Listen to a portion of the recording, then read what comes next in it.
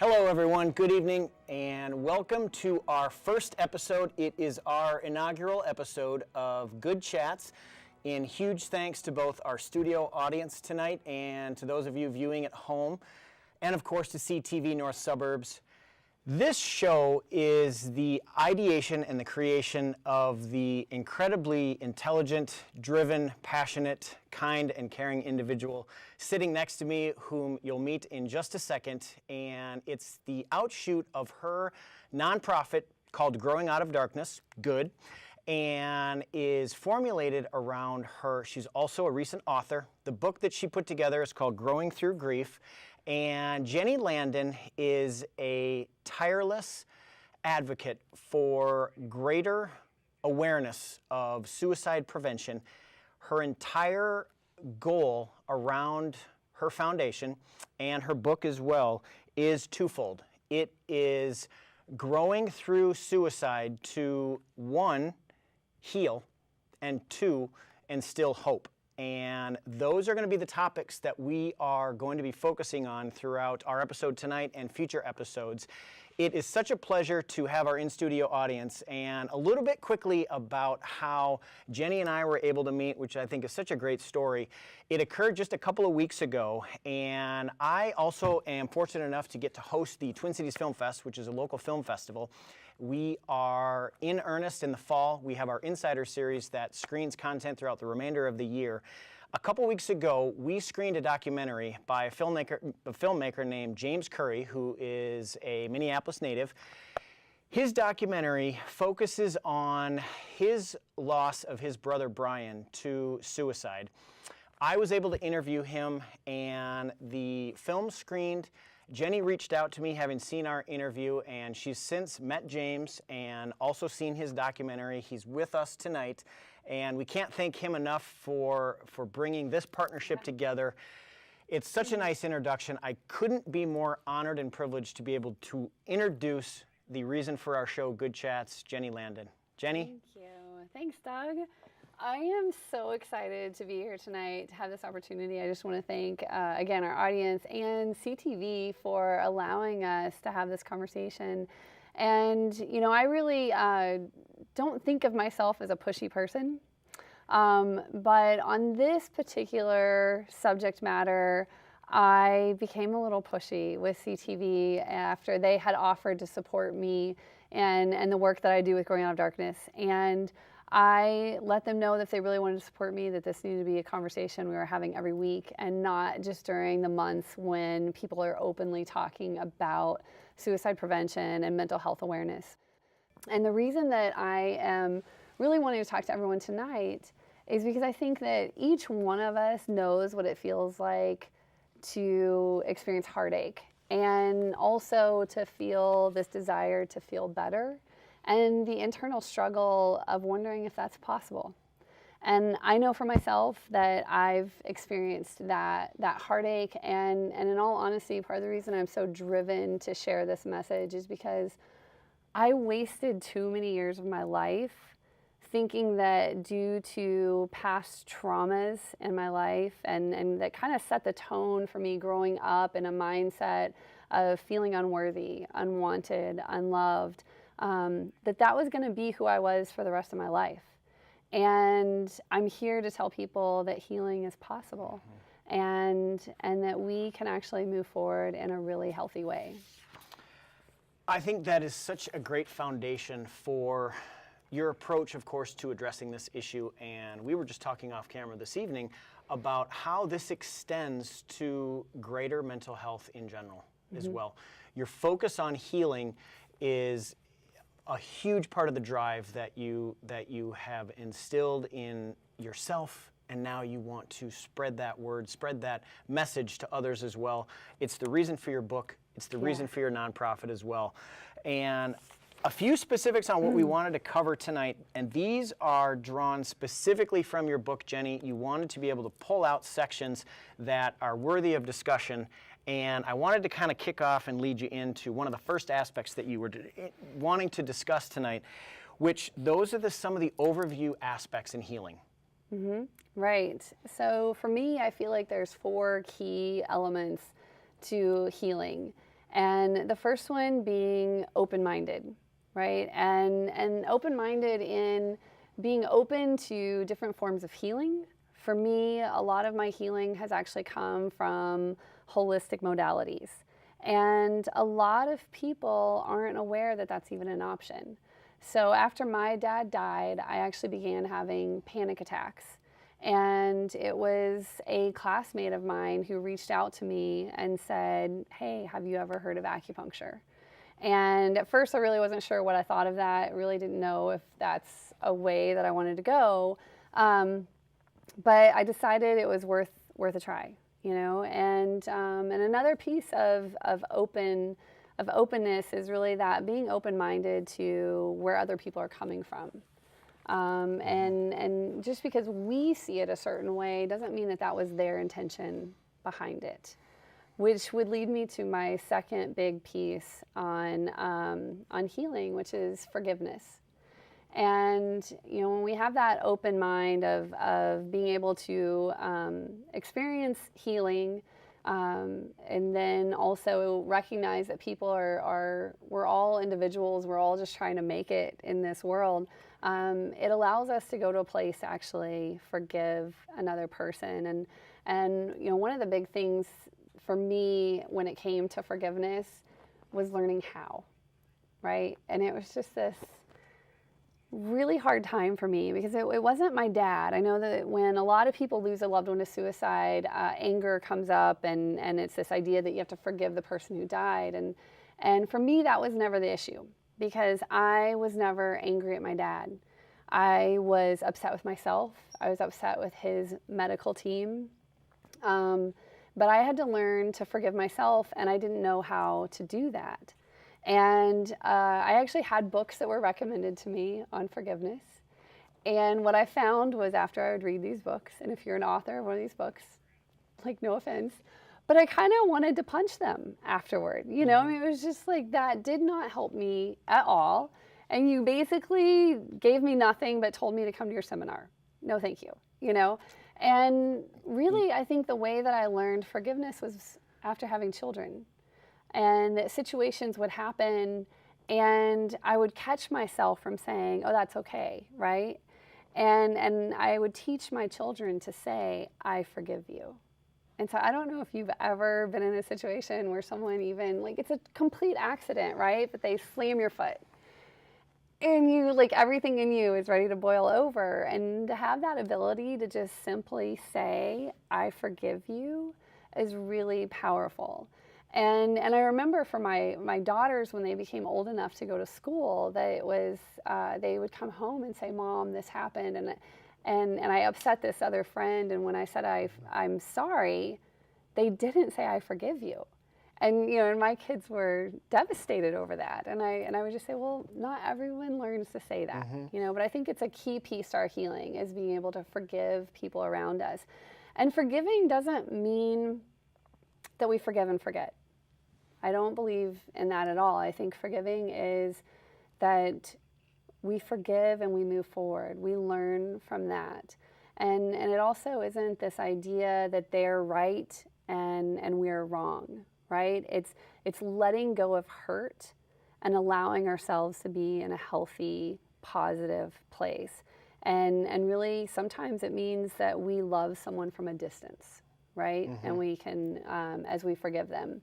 And the next step in healing after forgiveness is really key, and it's that connection to others. And it's after that we've been able to forgive people in our lives, and we can really focus on that, connecting with people who are going to build us up, right? And knowing who is healthy in our life and who isn't. And beyond connection with, you know, the people who've been in my life for 40 years or 20 years, it's the 5-minute connections. It's the walking down the street and acknowledging the other person who's there, right? You know, for me, those 5-minute connections really made an impact on my life and where I am today. So if it hadn't been for that classmate who saw me hurting after my dad died and took a chance and say, hey, try acupuncture, or the mom at the park who saw me struggling with my daughter, who came over and said, hey, have you ever heard of sensory processing disorder? You know, and even now, I got to tell you, I have the best Starbucks in, I think, ever, anywhere. And I love them because when I go there and I pull through, whether I go through the drive-thru or I go in person, they are the happiest people I think I've ever been around, and they just make my day better. And honestly, I've never had a bad drink because I think they're the happiest people. So the drinks are always amazing. There's a connection there. There's a connection there. There absolutely is. And pulling these concepts together as well, because what you're doing, your Starbucks example is so great because you are drawn to that, and that speaks directly to that connection with others. And it goes back to one of the things that directly from your book, your dad told you growing up. We are the summation of who we surround ourselves with. Absolutely. And that was something that your dad had instilled in you, and you talk about this, and you're now drawn to, again, this perfect example of Starbucks. It's a source of goodness, and it's a source of happiness and inspiration for you. And it's such an important concept for all of us, and of course for those of us that are survivors of something like suicide. Absolutely, right. And you know, I want to say too, regardless of the trauma that you've experienced, you know, I lost my dad to suicide, but even before my dad died, there were other traumas I had experienced in my life that really had this dark cloud over me. You know, I grew up insecure and afraid to put myself out there. And honestly, it was after my dad died that when I went through that healing process of learning really how to find peace and find that internal joy through just recovering, you know, and connecting with other people and seeing their pain and being in a position to help them, that it just, everything kind of came together for me and really finding my peace. And part of that actually is through my last item that I think is key for healing, which is gratitude. You know, and what I have found is, it started out with me in the morning simply saying, thank you for letting me wake up today, right? Or as I'm driving, like, oh, look at the sun. Good morning, sun. And I literally, like, I'm like in my car, I'm like, hi, good morning, how are you? And it's just this like, thank you for being there, you know?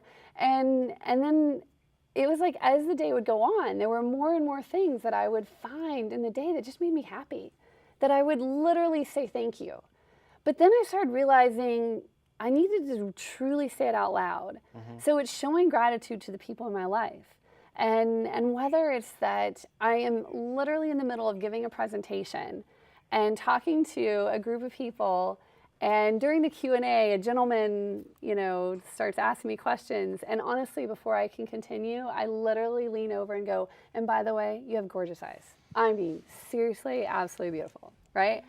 Now, I have gotten in trouble a few times by giving compliments to people who misunderstood the intention behind my compliment, but it's worth it. It is absolutely worth it to recognize those moments, and you know, whether it's my gratitude for my family and the support that they show me, the love that they are always there for me, right?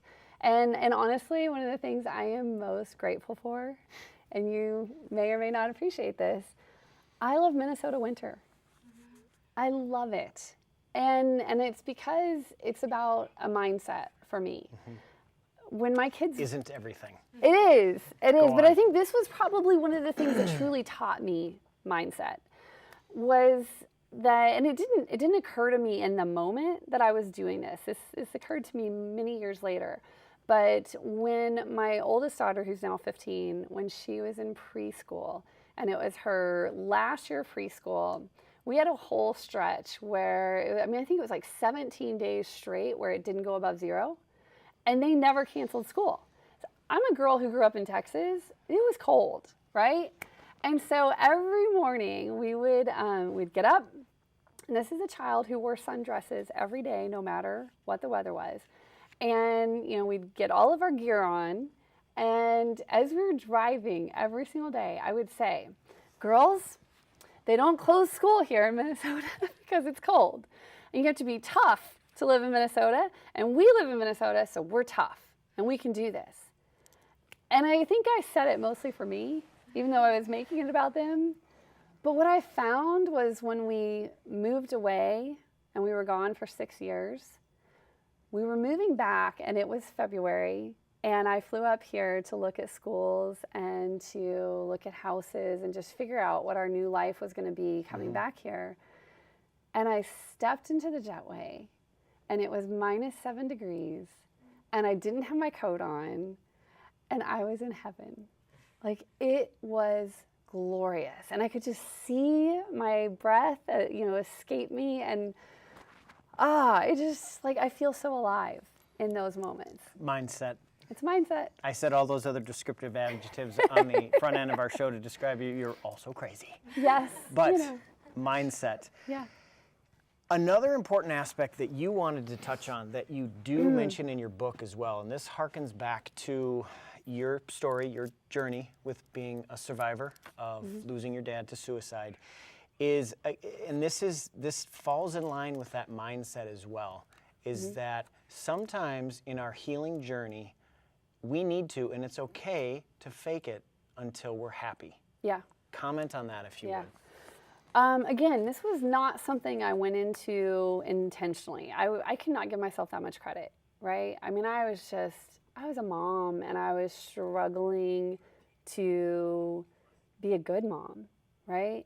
And I knew I wanted to be a good mom. I knew that I wanted to have my daughters look at me and want to be around me and want to love me, right?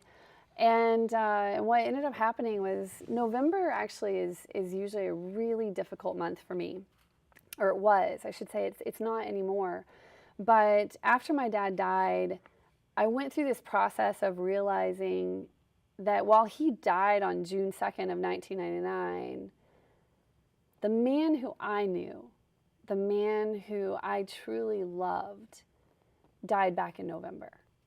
And so when November would roll around, I struggled to function, much less get excited about Thanksgiving, which honestly, for me growing up, Thanksgiving was never something to get excited about. Unfortunately, my mom's family was very dysfunctional and someone was either getting arrested or being taken to a hospital. So this wasn't... Not uncommon. Right. This is why there's the understanding that the holidays can be difficult. The holidays can be difficult, but again, this is mindset, right? It is. And so what I talk about is that you can fake being happy, because I did. I faked being happy for my children because I wanted them to have happy holidays, right? But what I realized years later was, one, if you're going to do that, fake it with love. Right? If you fake it with any kind of resentment, any kind of anger or hostility, then it's not going to help you at all. And people are going to feel it. They're going to see right through it, right? But if you can fake it from a place of love, then actually what you're doing is you're teaching yourself how to enjoy it again.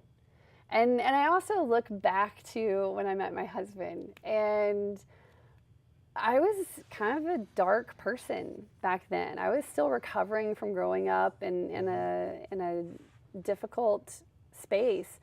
And I can remember this one day, we had walked down, we were right along the waterfront, we were sitting on a bench, and there's all these people in the park throwing the Frisbee and flying kites, and it was a glorious day. And I am sitting there beaming. I mean, like, just this big smile, looking out at everyone, and I'm thinking, he likes this. I'm pretty sure this is what he likes. This is who I'm going to be, so he will like me, right? And it's like he one day is going to figure out this isn't really who I am, and he may leave, but hopefully not. And so it was one of those of, again, in the moment I didn't realize it. I thought I was faking it to be the person that he would want me to be. But what I realize now is he was actually drawing out of me the person I wanted to be, you know? And so I think that if you can genuinely fake something, it is in you. It is a part of you. I wasn't completely pretending to be someone I wasn't. I just needed someone to help pull that out of me. Studies have been conducted that if you visualize certain situations, being happy, you're performing certain accomplishments, whatever, the body doesn't know any different from what you're visualizing or the actual reality of it, which speaks to this possibility that this is such an important component of healing. Now, another thing that you touch on in your book is how important it is to find something while you are progressing through a struggle, having lost someone through suicide, for example, something that makes you feel good. And even better, there's another step to that as well, which, please. So finding something that brings you joy and challenges you. Yeah. So for me, and again, I didn't learn this right away when my dad died. You know, right when he died, it was the first few years. Like, I want anyone who's watching this to understand how painful those years were for me. This was not some dramatic, he died and I then suddenly had all the answers to healing. I mean, this was years for me to process. And what actually brought me to the understanding of finding an activity that you love was while I was living in Memphis, Tennessee. And we moved there in 2011, and acupuncture wasn't an option. I just couldn't find anyone that really worked with me. But I discovered kickboxing. And that for me was this amazing release, as well as the community. Again, you know, I was at the UFC kickboxing gym, and the support and the connection and just that camaraderie was so important. And I had never done anything like that. If you guys had seen me the first day, seriously, the team was like helping me work out cramps like within 5 minutes of starting. It was a disaster. But because they were so loving and kind, I showed up again and again. And then we moved here. We moved back to Minnesota, where I didn't have access to UFC kickboxing gym, and you know, put one in my house, but it's not the same. But what I recently found, and some people again are gonna think I'm crazy, is golf. I love it. My husband bought me clubs back in 1999. I looked at him and was like, why? Why would you get me those? And now I would be out there every day if I could. And it's that, it's a major thrill, but it's a challenge. What I love hearing about this, and these are all things that are directly from your book, and you are creating this platform for not only healing, but for wellness. And with both of these activities that you mentioned, golf was a way for you and your husband to bond to an even greater level when you had your own time. Kickboxing was you're finding this family, this community. What does that both speak to, that connection to others again? It's vital. Yeah, it's, you know, I think actually so many of us are scared to open up and let people in, but it's through our hurt. It's through our trials that we truly bond. You know, those moments. And I'm not saying we all need to walk around gloom and doom, not at all, you know, and when someone's like, hey, how are you? That you just go, yeah, life sucks. No, it's not that. But it's also okay to be real and to be genuine. And I would encourage people, like, if you feel like you're alone, you know, find an activity to get involved in. And I did not grow up being an activity person, and I hate lessons. Just so everyone knows. In fact, my golf coach here will tell you I was not an easy person to do lessons with. I was horrible to him. I was like a moody teenager defying every single thing he told me to do. But it was important for me to have that connection. It was important for me to be out of my home and out of my comfort zone. And I think it's also important, I know we're going to touch on it, is while I believe that connection is vital, we can't rely on another person to provide us that internal hope. Depending, it can become a pitfall. Right. And so what this necessitates is doing that internal work. And in so doing, those connections to others will be forged, Right. but they have to, according Right. to your journey, your story, and what you believe firmly in, it has to begin from within. Well, I think that there's a combination of things that can happen, because I definitely don't know that I intentionally just was healing, right? I mean, it really was a combination of people stepping in. Again, people I didn't even really know. It was teachers or counselors, or sometimes it was people in the street just making comments that resonated with me, that took me to a deeper place. And helped me to be aware of how my actions were impacting others, how my words were impacting others.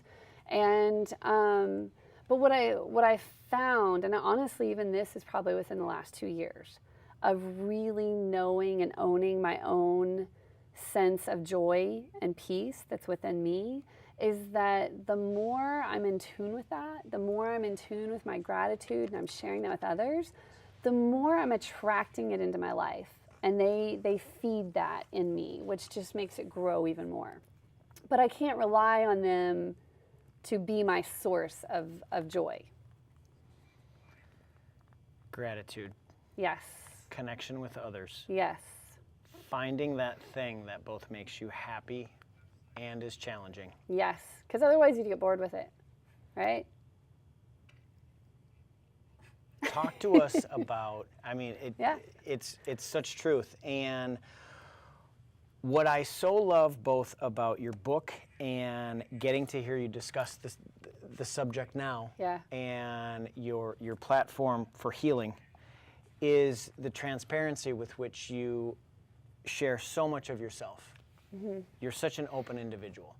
And the level of storytelling that happens both in your book and as you are relating your journey, of course, to our audience as well. Yeah. Comment on that. Where and when did you realize the utility of that? Because that's not something that each and every one of us are instilled with. That Right. ability to share and that openness. Yeah, that I don't know exactly where that comes from, other than the fact that I can tell you a few years ago I did this test called StrengthsFinder, which anyone who's watching this, do it. It's amazing. And I learned that one of my talents is communication and is connectedness, which speaks so much to why I do what I do. And it's just this, I'm a developer. I want everything to be better. I want each one of us to be better and to be living better. And if there's something in my journey that can help another person achieve that, and especially if they can achieve it faster than what I did, I'm almost 20 years out from losing my dad. And I can honestly tell you that his death is the greatest blessing in my life. But I didn't think that right away. But Even from your book, that was a difficult share as well. It was. Because that's a sensitive share depending upon who your audience is. Right. Oh, absolutely. Absolutely. And I never want anyone to think that their pain isn't real, because when I say that, some people think that I'm dismissing the severity of what happened. And that's another show for another time to go into just how much pain I had been in. But I would say most certainly if I was going to leave this audience with one thing, it's be the person that you wish someone had been for you. Just be that person. And whether it's for yourself or whether it's for someone else in your life, be the person you wish that you had had. Such an important takeaway. This has been a glimpse into spending a half hour with Jenny Landon. She has formulated both her nonprofit, her book, and now her television show, Good Chats, around this transparency that she is so open and willing to share.